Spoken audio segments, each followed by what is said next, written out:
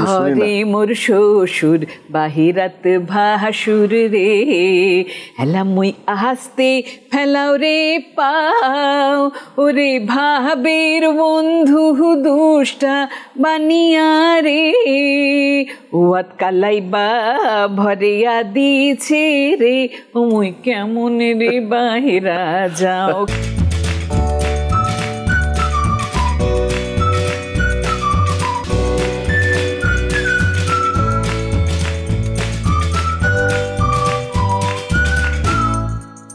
প্রিয় দর্শক, RTV আয়োজিত অক্ষরের গল্প অনুষ্ঠানে আপনাদের সকলকে স্বাগত জানাই।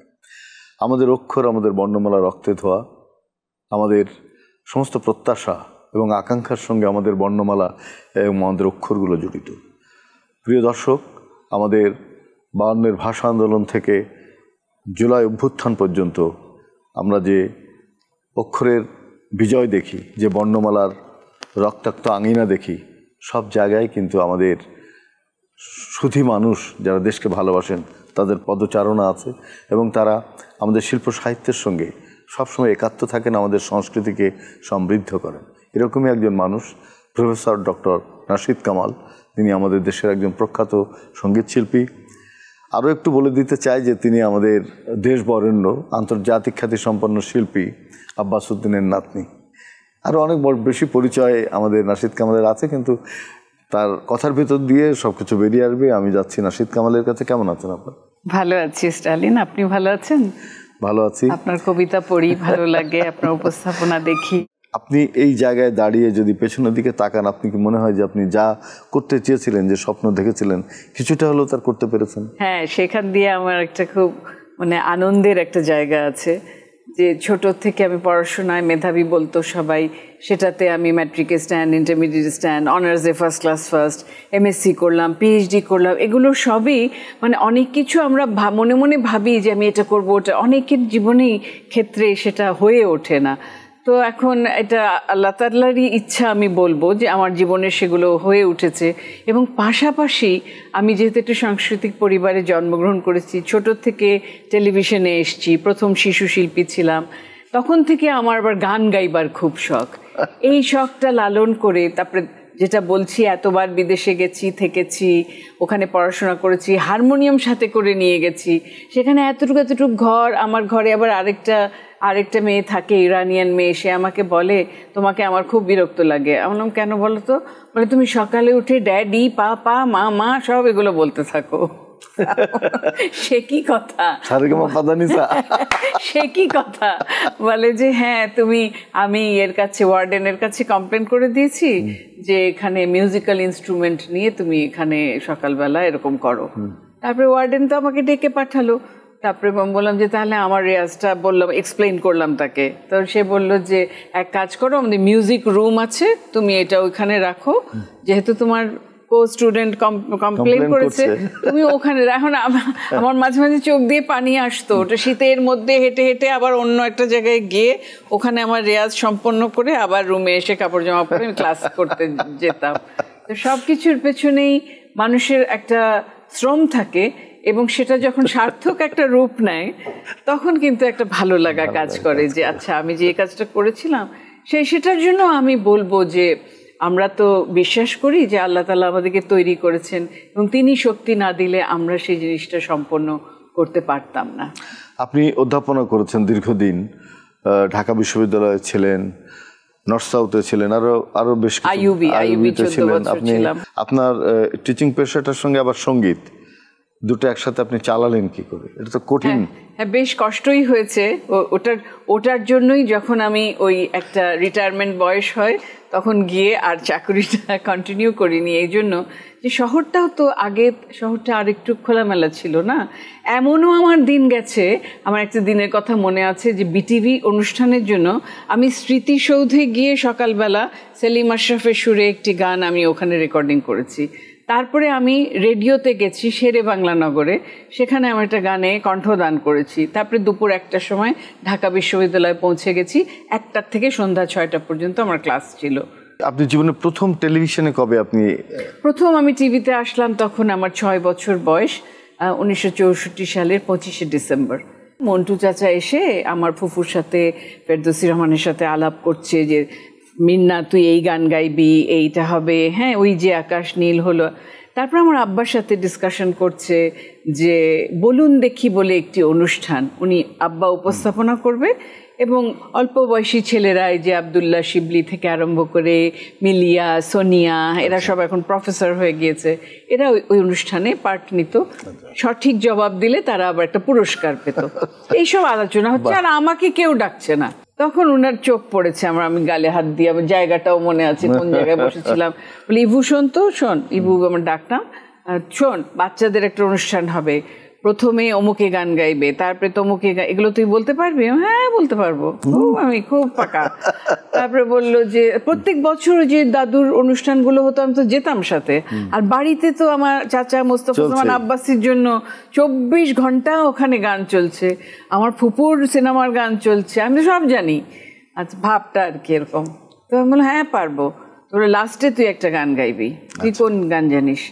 তা আমি বললাম আমি জানি আজি ভাল করিয়া বাজান রে দোতরা, আব্বাসুদ্দিনের ভাই আব্দুল করিম, উনি আমাদের বাসায় বসে বসে আমাদের সামনেই রচনা করতেন, চা খেতেন, পান খেতেন, আর আমার ফুপুকে শিখাতেন, আর আমাকে একটাও শিখায় না, সব ওনাকেই শিখায়। তাহলে আমি ওনার সাথে ঝগড়া করেছি যে দাদু তুমি আমাকে তো একটা গান শেখাও না। তখন উনি আমার খাতাটা নিয়ে একটা গান লিখলেন, এলামোর পায়ে বা ঘুঙুরা বাজে রে ও মুই কেমন রে বাইরা যাও। হ্যাঁ এইসব গল্প পুরো মনে আছে। হ্যাঁ, ঘরে মোর শ্বশুর বাহিরাত ভাসুর রে, এলা মুই আস্তে ফেলাও রে পাও ওরে ভাবের বন্ধু দুষ্টা বানিয়া রে, ওয়াত কালাইবা ভরিয়া দিছে রে ও মুই কেমন রে বাহিরা যাও। কিছু কিন্তু বুঝি না, মানে বলে যাচ্ছে আমি শিখে যাচ্ছি। আবার ওই খাতাটার মধ্যে আমি দেখাবো আপনাকে কোনদিন, আমি আবার লিখে রেখেছি ওই দাদুটার ডাক নাম ছিল ভ্যাটকা, ভ্যাটকা দাদুর শিখানো গান। মানে সবকিছুকে আমি খুব প্রাইজ করতে শিখেছিলাম ছোট থেকে। তারপর ওনারা চলে গেল, মন্টু চাচা ঠিক হলো যে আমি গান গাইবো। তো আমার ফুপু বললো যে এই তুই ভাল করিয়া বললি যে গাইবি, তো গেয়ে শোনা আমাকে। তা আমি গেয়ে শোনালাম, বলে এরম করে দাঁড়াবি। তখন কিছুক্ষণ পরে আমি একটা খুব সমস্যার কথা বললাম। আমি ওনাকে বললাম যে তাহলে আমার হাতগুলার কি হবে, আমি তো গান গাবো, তো আমার হাতগুলার কি হবে? তখন উনি আমাকে দেখালেন যে এরকম করে হাত নিয়ে সুন্দর করে প্রেজেন্টেশন, হাউ টু প্রেজেন্ট। তারপরে উনি খুব খুশি হলো। আমার ফুপু উল্টো দিকে বায়তুল মোকাররম ছিল, আমার মনে আছে একটা গজ কাপড়ের দোকানে গিয়ে উনি খুব ভালো সেলাই করতে পারতো, একটা জামা আর স্কার্ট, কালো রঙের স্কার্ট আর এরকম সাদা একটা টপ, ওটা ছোট ছোট ছোট হার্ট শেপটের, লাল নীল হার্ট শেপটের কাপড়টা কিনে উনি আমার মাপ টাপ দিয়ে আমাকে সুন্দর করে ওরকম করে, আমি পুতুল আর কি ওদের। ওই দিন গেলাম, ওই দিনটার কথাও মনে আছে যে কাজল মাহমুদ ডান্সার ছিল, শিমুল বিল্লা, তখন ওর নাম শিমুল বিল্লা ছিল, তারপরে অঞ্জনার নাম ছিল অঞ্জনা সাহা, এরা সবাই অনুষ্ঠান করলো। আর ওদের সম্পর্কে আমি বললাম এবারে এই নাচ করবে, এই গান করবে, এগুলো সব আমার খুব সহজাতভাবে, আমি তো দেখছি ওরা তো আসছে, রিহার্সাল করছে, যাচ্ছে, বিদেশ যাচ্ছে আমার ফুফুর সাথে টিমে। তারপরে ওই যে সব গান রেকর্ডিং হচ্ছে বাসায়, সিএটি ক্যাট মানে বিড়াল, নীলুফার আপা আসছে, সাবিনা আপা আসছে, শাহনাজ রহমতুল্লাহ আসছে, শাহনাজ বেগম ছিল, ওনার লাভলি ইয়াসমিন বলে আরেকটা মেয়ে ছিল। তো ওরা সবাই আসছে আমার ফুপুর সাথে, ওরা কোরাস হয়ে আমার একদম, এটা কত সাল হবে আপা? এটা ওরকম 64-65। আমার পরিষ্কার মনে পড়ে বারান্দার মধ্যে ওই যে বিয়ে বাড়ির ফোল্ডিং চেয়ারগুলো আছে না, অনেকগুলো চেয়ার দেওয়া, আর ওরা সবাই বসে আছে আর মাইক্রো নিয়ে, খাতা নিয়ে আমার ফুপু রিহার্সাল করছে, ওরাও রিহার্সাল করছে। মানে ড্রয়িং রুমে এত লোকের জায়গা হবে না, এতগুলো কোরাস। বুঝতে পেরেছি। এইসব মিলিয়ে আমার একটা প্রস্তুতি অটোমেটিক্যালি ছিল, আমি তো হা করে গেছি। আপনি কি স্বাধীনতা সংগ্রামটা দেখেছিলেন? হ্যাঁ, স্বাধীনতা সংগ্রাম দেখলাম। মানে কি, আমাদের তো 71 সালের 24শে মার্চ ঢাকা রেডিওতে গেলাম, তখন ওই ছোটদের আসরে অনুষ্ঠান করি আমি আর আমার পরের আরেকটা বোন আছে নাইলা। তো আমরা দুজন এবং খুরশিদ আলম এবং আমার খালা আখতার জাহান, আমরা 4 জন মিলে কয়েকটা দেশাত্মবোধক গান মহড়া দিলাম আজাদ রহমান সাহেবের সুরে। একটার মধ্যে ছিল নয় কো শুধু এ দেশ আমার, নয় তা কেবল তোমার। গরিব ধনী দুস্থ সুস্থ এ দেশ সকলের, এরকম। বাহ, তো আমরা রিহার্সাল করে চলে গেলাম। 25 তারিখে আমাদের রেকর্ডিং হবে আজাদ রহমান সাহেবের সাথে, 2জন অ্যাডাল্ট এবং 2জন ছোট আমরা গাইবো। তারপরে সেই রাতেই তো গোলাগুলির শব্দ, বেশি রাতে গোলাগুলির শব্দ। পাশের বাড়ি, তো আপনি তো এসছেন সেই বাড়িতে, পাশের বাড়ি হচ্ছে বাসস। রাতের বেলা 2:30টার সময় আব্বা আমাদেরকে ডেকে, ভেতর দিকে একটা রুম ছিল যেটা আর কি বাইরের প্রাচীরের থেকে বেশ দূরে, সেখানে আমাদেরকে মাটিতে শুয়ে দিল। দিয়ে আব্বা বললো একদম গায়ে লাগাতো বাসস। আব্বা বেরিয়ে গেল। উনি বেরিয়ে গিয়ে তখন ওই জগলুল সাহেব ওনারা সবাই ওখানে চাকরি করছেন, খুব রিস্কি, খুবই মুখ কালো করে আব্বা ফিরে আসলেন। যে ওরা তার কয়েকদিন আগের থেকে এই যে 7ই মার্চের বক্তৃতা, সেটাতে আব্বা জয়েন করেছিল। শুনছি বাড়িতে আলোচনা হচ্ছে যে এরকম ইয়াহিয়া খান কিছুতেই পাওয়ার ট্রান্সফার করতে চাইছে না, যতটুকু বুঝতে পারি, 9-এ পড়ি তখন। হ্যাঁ, ভালোই মোটামুটি বুঝতে পারছি। তারপরে ফোনটা করলো, ফোনটা করে দেখে ফোনের লাইনগুলো সব বন্ধ। তারপরে ভোরবেলা আব্বা তো অস্থির, ওটা আব্বা একটা ইয়াং বয়স না, উনি সকালবেলা বাইতুল মুকাররমে বেরিয়ে চলে গেলেন। গিয়ে দেখে আসলেন সমস্ত লাইন ধরে ভিখারিরা সবকে মেরে দিয়ে চলে গেছে, সব লাশকে লাশ। আস্তে করে বাড়িতে চলে এসছে। তো খাওয়া দাওয়া তখনকার দিনে এরকম ছিল না, ফ্রিজারে লোকে জিনিস কিনে রাখতো না। ধরেন একটা রুটি 1-2 টুকরা বাকি থাকলো, আচ্ছা কালকে আবার কেনা যাবে, হ্যাঁ রুটি আনলো, মানে এরকম গাদা করে রাখতো না কেউ। তো আমাদের বাসায়ও খুব কম খাওয়ার। আর যারা হেল্পার মানুষরা থাকেন ওনারা কেউ আসেনি, ওনারা বাড়িতে থাকতো না, এসে আমাদের রুটি আসার সুযোগ নাই। তখন ওখানেই আমরা সুজির হালুয়া বানালাম, মাকে একটু হেল্প করলাম, যা করলে এটা খাওয়া দাওয়া শেষ করে, এরকম আর কি পুরো সময়টাই ছিল এরকম টেনশনের মধ্যে। তো আমরা আপনার জীবনের একটা খুব গুরুত্বপূর্ণ অধ্যায় শুনছি, আমরা বলিনি কোনোদিন, একটু এটা বললেন আপনি, খুব ভালো লাগছে। আমরা একটু বিরতিতে যাব। প্রিয় দর্শক, আপনারা দেখছেন RTV আয়োজিত অক্ষরের গল্প। আমরা যাচ্ছি বিরতিতে, আশা করছি থাকবেন আমাদের সঙ্গে।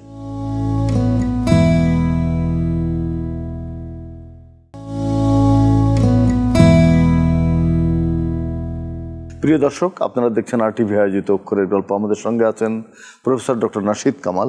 আমরা আপনার এই রাজনৈতিক জীবনের যে টানাপোড়েন এবং যে সমস্ত উৎকণ্ঠা শুনছি, তো তার চেয়ে আরও একটু শুনতে চাই যে আপনি নজরুলের গান সারা জীবন ধরে গেয়েছেন। অন্য গানও আপনি গাইতে পারেন যথেষ্ট সুন্দর, কিন্তু নজরুলের প্রতি আপনার এই যে সারা জীবনের যে যুক্ততা, এটা কেন? আব্বাসউদ্দিন নজরুল যে সখ্য ছিল, এবং সেটার কথা একেবারে যখন থেকে আমার মনে পড়ে, যত ধরনের অনুষ্ঠানে যেতাম আব্বাসউদ্দিনের নাম বললেই লোকে কবি কাজী নজরুল ইসলামের নামটা বলতো।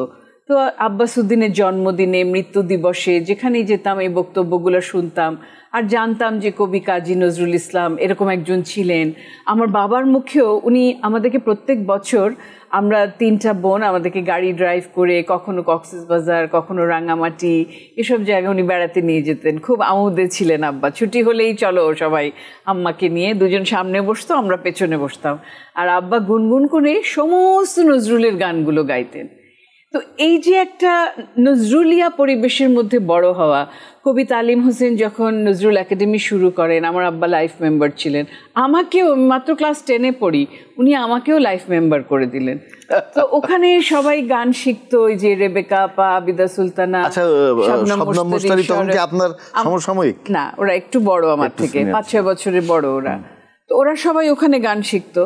আর আমাকে আমার আব্বা আম্মা বলে দিয়েছে যে পড়াশোনায় তো খোর হতে হবে। আমার খুব ইচ্ছা করতো যে ওখানে যাব, ওখানে গান শিখবো। তো আমি বাড়িতেই সেগুলো চর্চা করতাম। যে আমার ফুপু আসতো, ওরা তখন বিয়ে হয়ে গেছে, যখনই উনি আসতো ওনার থেকে শিখতাম হয়তো 1-2। টেলিভিশন ছাড়ছি, দেখি সোহরাব হোসেনের গান হচ্ছে। উনি যখন দাদির সাথে দেখা করতে আসতেন, আমি বলতাম দাদু এই গানটা আমি এরম করে তুলেছি, তুমি একটু আমাকে দেখিয়ে দাও। উনি হয়তো একটুখানি 1-2 শব্দ।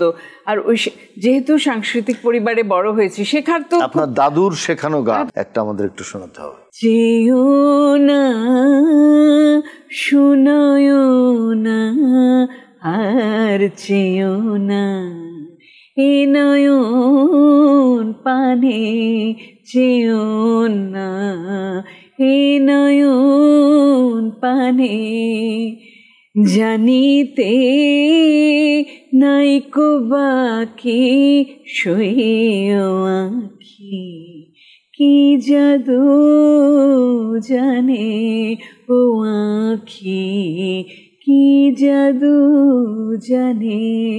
চেও না শুনয় না আর চেও না এ নয়ন পানে।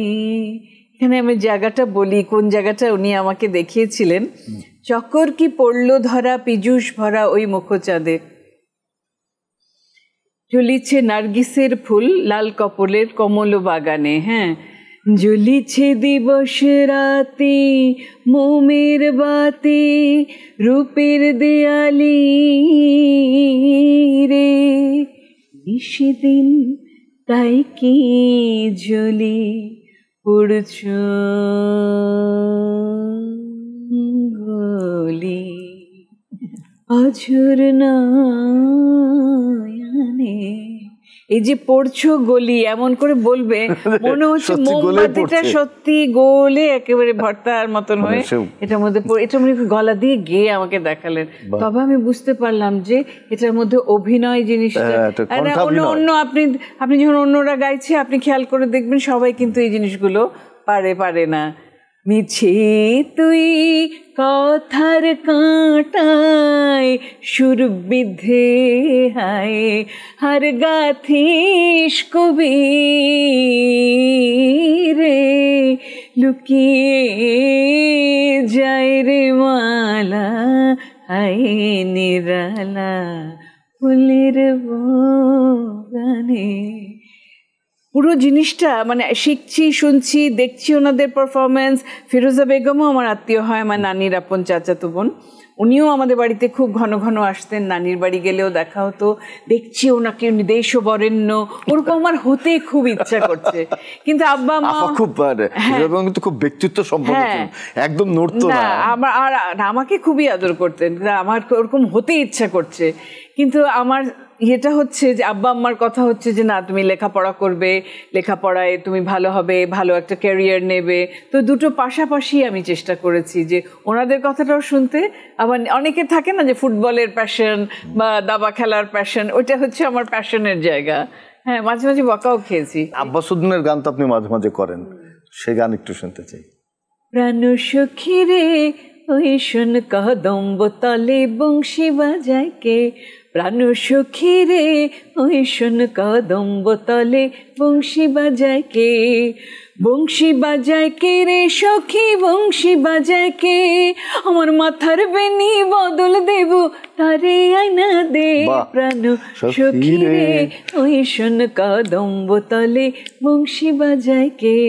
আমার মনে হয় স্টালিন এই বয়সে এসে যখন রিফ্লেক্ট করি, শুধু আব্বাস উদ্দিন নজরুলকে দেখা না, ওনাদের সমসাময়িক যেমন একটু ছোট আব্দুল লতিফ, জসিমউদ্দিন, সুধীন্দা, এদেরকে যে দেখি আমার মনে হয় ওই প্রজন্মকে আমার জানতে ইচ্ছে করেছে। হ্যাঁ, ওনাদেরকে কাছের থেকে দেখতে ইচ্ছা করেছে। এখনকার প্রজন্ম কিভাবে তারা নিজেদের শখটাকে লালন করেছে। এই যে সুধীন্দার কাছে গল্প শুনেছি, উনি তো আগে রবীন্দ্রসঙ্গীতের শিল্পী ছিলেন, পরে যখন উনি নজরুলের গানগুলোকে নোটেশন করা শুরু করলেন তখন এতগুলো গান আমাদের দেশে পাওয়া যেত না। উনি যদি শুনতেন যে অমুকের বাড়িতে 10টা রেকর্ড আছে, উনি সেই গ্রামের পথ হেঁটে হেঁটে অতিক্রম করে তাদের বাড়িতে গিয়ে খুঁজে খুঁজে ওই রেকর্ড সংগ্রহ করতেন। মানুষ ছিলেন। এই যে প্যাশনটা, মানুষে একটা যে কোনো কাজে লেগে থাকতে হলে শুধু যে মানে 9 to 5 তা হলে হবে না, তোমার যে একেবারে মানে হৃদয় দিয়ে একটা আত্মিক জায়গা থাকতে হবে, ভালোবাসার একটা কমিটমেন্ট থাকতে হবে। তারপরে যেমন বললাম মোস্তফা মনোয়ারের কথা, ওনাকেও আমি জানতে চেষ্টা করি। টেলিভিশন যখন আমি বড় হচ্ছি, প্রত্যেকটা ওই যে ছোটবেলায় উপস্থাপক হলাম, আর তো আমাকে উপস্থাপনা ছাড়ে না। আমার এদিকে ম্যাট্রিক পরীক্ষা চলছে, ইন্টারমিডিয়েট পরীক্ষা চলছে, তাও আমি উপস্থাপনা করতে যাচ্ছি। টেলিভিশন ছাড়া আর কোনো এরকম দেখার কোনো মাধ্যম নেই। তা আপনি যখন ওই প্রতিনিয়ত উপস্থাপনা করতেন, বাইরে বেরোলে অবস্থাটা খুবই খারাপ অবস্থা হতো, খুবই খারাপ। কিন্তু ওটা খুব সৌন্দর্যমণ্ডিত। যেমন জনপ্রিয়তাটা খুব সুন্দর ছিল। যেমন একদিন নতুন করি যখন আমি করছি প্রথম 17টা পর্ব, তখন আমার তো আর এত শাড়ি ছিল না, আমি একটা স্টুডেন্ট না, আমার তো 17টা শাড়ি কোথায় পাওয়া যায়? 17টা শাড়ি নেই, 3-4টে শাড়ি আছে। তা আমার একটা খুব সুন্দর শাড়ি ছিল নীল আর কালোতে, ফুল ফুল লতা। আমি যাচ্ছি রিক্সা করে, পাশেতে একটা রিক্সা করে একটা মহিলা আমাকে বলছে একটু থামেন, একটু থামেন। তা আমি থেমেছি। উনি আমাকে বলছে কেন থামতে বলছেন? বলে আমি একটা কথা জিজ্ঞেস করব, আপনি নীল নীল লতার একটা শাড়ি পরেছিলেন না, ওটা কোন দোকান থেকে কিনেছিলেন? আমি ওটা কিনতে যাচ্ছি। এরকম এটার একটা আনন্দ। তারপরে যেমন ইন্টারমিডিয়েট আমি 2nd হলাম, ম্যাট্রিকে 7th হয়েছিলাম, এগুলো সব আমাদের পত্রপত্রিকায় উঠতো এবং লোকে আমাদেরকে সেটার জন্য ছাপা হতো, তখন লোকে এটার জন্য আনন্দিত হতো। তো কোনো একটা জায়গায় গেছি, হয়তো নাচ সিনেমায় টিকিট কাটছি, হ্যাঁ আমার দাদিকে নিয়ে গেছি, গোলাপি এখন ট্রেনে দেখতে যাব, নাম করা ছবি। এক মহিলা আমাকে বলে একটু দাঁড়ান, আমার বাচ্চাটাকে নিয়ে আসি। ও ছেলেকে ডেকে পাঠালো, ছেলেকে আপনি একটু দোয়া করে দেন আপনার মতন যেন হয়। হ্যাঁ, এই যে দেখো নাশিদ কামাল, ও ম্যাট্রিকে স্ট্যান্ড করেছে, ইন্টারমিডিয়েট। এগুলো হচ্ছে এক্সাম্পলস হওয়া সোসাইটির কাছে অনেক বড় ব্যাপার, তখন খুব বড় এবং মানুষ কিন্তু গর্ব করতো যে আমাদের নাশিদ কামাল আমাদেরই দেশে। হ্যাঁ, এবং উনি যখন বললো, আমি ভাবলাম যে আচ্ছা আমার না জানি কি হয়ে গেছে, আচ্ছা একটু ছুঁয়ে দেই ওকে, আদর করে দেই যে তুমিও খুব ভালো রেজাল্ট করবে। আর আমি না খুব আনন্দ নিয়ে পুরো বিষয়টাকে গ্রহণ করেছি। অনেকে দেখতাম যে বিরক্ত হয়ে যায়। এই যে সিঁড়ি ভাঙতে ভাঙতে এত দূর এসছেন, এখানে কিন্তু প্রতিবন্ধকতাও ছিল, হাঁটু ব্যথা হয়েছে সিঁড়ি ভাঙতে ভাঙতে। মানে আঘাতও নিশ্চয়ই পেয়েছেন? নিশ্চয়ই পেয়েছি। সে আঘাতগুলো অতিক্রম করেছেন কিভাবে? একটা বড় শক্তি ছিল যে আমি সত্য। হ্যাঁ, আমি যেখানে এসেছি কোনো বিপথে আসিনি, একদম মানে সত্যিকারের গান শিখে, পড়াশোনা শিখে ইত্যাদি। তারপরেও যখন কোনো সময় মনে দুঃখ হয়েছে, ঝড়ে ভেঙে পড়েছি, তখন বাবা মার একটা বিশাল সাপোর্ট ছিল। আমার আব্বা সব সময় বলতেন যে শোনো মা, এই যে 1971-এ ঢাকা বিশ্ববিদ্যালয়ে কত শিক্ষককে বিভিন্ন ধরনের নাম দেওয়া হয়েছে, তোমার ভেতরে যে জিনিসটা আছে ওটাকে ছাই দিয়ে চাপা দেওয়া যাবে না, ওটা মানে ফুটেই উঠবে। বিভিন্ন আমলে বিভিন্ন ধরনের, এই যে এখন যেমন ইউটিউব আছে, তখনকার দিনে পত্রপত্রিকাতে আপনার বেশি গুণ থাকলে আপনি নিজেও সেটা এক্সপিরিয়েন্স করেছেন যে আপনাকে ঝড়ে আপনার গাছটা পড়ে যাবে। তো ওইসবের মধ্যে আমার আব্বা সবসময় বলতো যে মা শোনো, একটা যে হাঁস প্যাকের মধ্যে পড়ে, এই শব্দটা উনি ব্যবহার করতেন, সেটার থেকে উঠে ঝাড়া দিয়ে ওঠে, তুমিও ঝাড়া দিয়ে উঠবে, জাস্ট রাইজ অ্যান্ড রাইজ। হ্যাঁ, তো it was like a phoenix, I had to overcome that. ওনার সেই বিখ্যাত বিশাল সাপোর্টটা। আমরা একেবারে শেষ পর্যায়ে চলে এসেছি আপা। আপনি যেভাবে পথ অতিক্রম করে আজকে জীবনের এই শীর্ষ জায়গায় এসেছেন, যদি এক লাইনে তরুণদের জন্য কিছু বলেন, এই প্রজন্মের জন্য কিছু বলেন। এই প্রজন্মের জন্য আমার কি বলে, ম্যান্ডেলার একটা খুব বিখ্যাত লাইন আমার মনে পড়ে, যে তুমি কতবার পড়ে গিয়েছো এটা গুরুত্বপূর্ণ না, তুমি কতবার পড়ে গিয়ে উঠে দাঁড়াতে পেরেছো সেটাই হচ্ছে। কারণ পড়ে যাওয়াটা খুব স্বাভাবিক। আমরা যখন প্রথম চলি তখন আমাদের 10 বার পড়ে যেত, সাইকেলটা চালাতে গেলে পড়ে যাই, গাড়িটা চালাতে গেলে একটু নাত্র অ্যাক্সিডেন্ট করি, কিন্তু তারপরে আমি উঠে দাঁড়িয়ে কিভাবে আমি ফিনিক্স হয়ে গেলাম, সেটাই হচ্ছে জয়ের গল্প। আপনার সবচেয়ে আর পছন্দের যে নজরুল সঙ্গীতটি আপনি যে কোনো দুঃসময়ে, প্রেমে, বিরহে, বিজয়ে সেই গানটি মনে মনে গুনগুন করে গাইতে থাকেন, সেই গানের কয়েকটি চরণ শুনতে শুনতে আমরা শেষ করব। মোটামুটি বিদায় নিয়ে নিই। প্রিয় দর্শক, আপনারা দেখছেন RTV আয়োজিত অক্ষরের গল্প অনুষ্ঠান। আমাদের সঙ্গে এতক্ষণ ছিলেন দেশের বরেণ্য সঙ্গীত শিল্পী প্রফেসর ডক্টর নাশিদ কামাল। তার জীবনের অনেক কথা আছে, সব শোনা যাবে না এই অল্প সময়ের মধ্যে, তবু অক্ষরের গল্প দিয়ে আমরা তার যে বর্ণাঢ্য যে জীবন, তার মধ্যে আমরা ডুবার চেষ্টা করেছি, হয়তো কিছুটা পেরেছি। আমরা শেষ করছি তার গান শুনতে শুনতে। মুছিনু আঁখি যাও তুমি ফিরে, কে বাঁধিবে তোমারে গানের পাখি,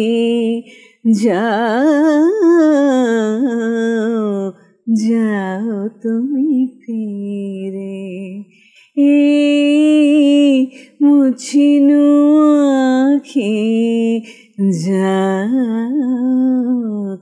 যাও তুমি ফিরে।